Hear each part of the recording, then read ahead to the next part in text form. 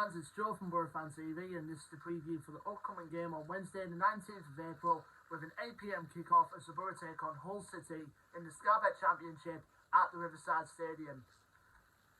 Well, Boro fans, I just can't remember the last time we scored 5 at home. It must have been quite some time ago now, as we picked up a 5-1 victory in our last game at home at the Riverside against Norwich City.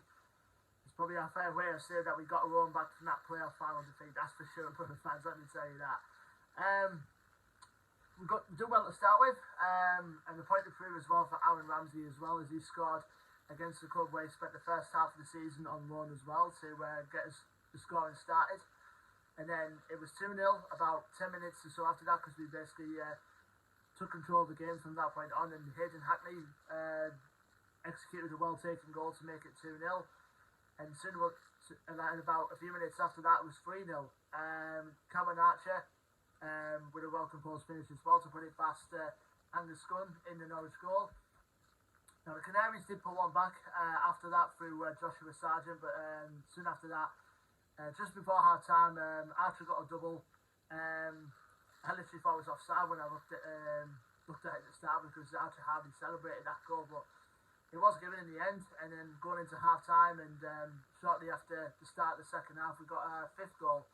Chubarak Pom continuing obviously where he left off, really, with an easy tap in after some decent work from Archer, and we basically took control of the game and we won. It puts us, obviously we stay in 4th position at the moment. Obviously with Luton picking up their win over the other day as well, and Sheffield United also gained a bit more ground on us as well. So you would look at this if people had still faint hopes of us reaching the top 2 as a must win, but in my opinion, I think second is far beyond us now, in my opinion. We're considering we've got 4 games left to go, and Sheffield United have still got a couple of games in hand on us, so I'd say from my opinion, I think second is out of our reach now, so we've just got to concentrate in securing that playoff spot, and a win tomorrow would all but confirm our place in the playoffs regardless, so it gives us a great motive to go on and win the game tomorrow. Now, after the Norwich game, we have a couple of injuries to report, sadly. Obviously, one doubt still going into this game is obviously Dale Fry. He's still going to be a doubt with that ankle problem. And there were some casualties for the Norwich game as well. Riley McGree, who was not involved in the Norwich game at all, he picked up a knock after the Bristol City game with an ankle injury, so I don't know how long he's going to be out for. And in the Norwich game, we picked up with some injuries as well to Aaron Ramsey and Marcus Forss as well, so I don't know if they're going to be involved at all tomorrow, so we'll wait and see. But apart from that, that's basically it. Also, it's good to see Isaiah Jones back in the fold again after missing the last few games, obviously because of I probably doesn't think he's up to Michael Carrick's plans for this one, but as of the injuries are starting to pile up now, you would expect someone like Isaiah Jones to be in the monster squad now. So this is looking more than likely he'll be linked with a move away from us this summer as well, which is obviously something that can't be helped. Now we'll go to our opponents, Hull City, who are currently in a situation in the Championship at the moment where, they can't go up, they can't go down, but it's fair to say I think they had a better season, compared to last, as far as the tie is concerned. Position-wise, they're currently 15th in the Championship going into this round of midweek fixtures. Their record is played 43, won 13, drawn 14 and lost 15. Last time out for them, they drew 0-0 away at Blackburn, which I watched on Sky just the other day.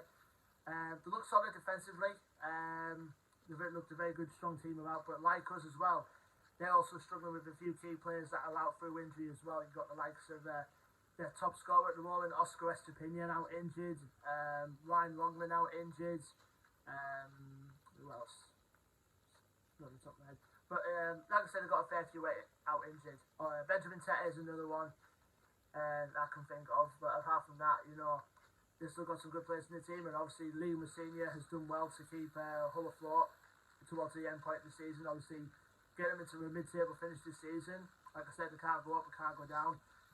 So it pretty much is a very solid season, I'd say, for Hull City this season. They're in a good spell at the moment. They're currently unbeaten in the last 5, even though their 4 of those 5 games that they're currently unbeaten on have been draws. Obviously, they left it till the last kick to get a 4-4 draw against Sunderland. The only win in that unbeaten run is they're beating Millwall by 1-0 at home. And then obviously in the last game they drew 0-0 away at Blackburn. So they're a pretty good side defensively, considering the injuries that Hull have at the minute. But there are other players to watch out for that we've got to keep our eyes on. One player in particular that we've got to watch out for from the creative side of things, and he has the ability to go forward as well, if so needed, and that is Ozan Tufan, the Turkish international midfielder who's stepping into the role of forward recently. Like I said, with their current top scorer Oscar Estepinian out injured at the moment, so he's got one we've got to watch out for. The Iran international Ali, just forgive me if I pronounce this really badly, Alia Salimanesh, I think it's called. I will get it right. Alia Salimanesh, yeah, that's it. He's another player who's been good as well. He picked up a very impressive performance in that Sunderland 4 draw last time out. Wigan Slater is another player who I've been recently impressed with for Hull City as well. He's really coming to his own these last few months. And they've got the likes of Carl Darlow, who's on loan from Newcastle in goal as well, with obviously main factor of their injuries for Hull City have been in goal, with their usual number 1 goalkeeper Nathan Baxter currently out injured, and Carl Darlow was slotted in January to help fill that void.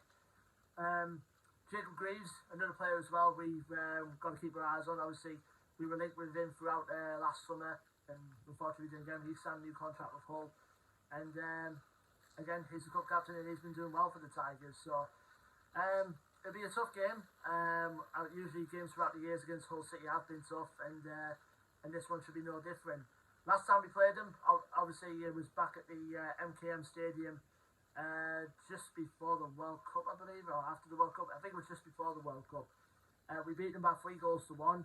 I believe Chibrak Pong got one of the goals, and then 2 own goals gave us the win at the MKM Stadium that night. And after they went in front, I believe Hull went in front first with Cyrus Christie. So, yeah, like I said, games against Hull have always been tight affairs, but obviously with the secure slot in the playoffs, virtually if we win, so we have to win it just to secure our place in the playoffs, and hopefully going into the last 3 games of the season, and we've got to keep going, and we're going to win them, and just secure our place in the playoffs. That's all I basically say, Boro fans. I just can't think of the words what else needs to be done at the minute. Leave your thoughts and predictions in the comment section below, Boro fans. Don't forget to like, share and subscribe as always. Our social media links will be in the description as well. And until then, I've been Joe from Boro Fan TV, and I will see you on the next match preview video, which will be for the game on Monday the 23rd, I believe, of April, as Boro head back out on the road, and could possibly be a very rehearsal for a potential playoff final as we head to Kenilworth Road to face Luton Town. Until then, Boro fans, take care, stay safe, and up the Boro.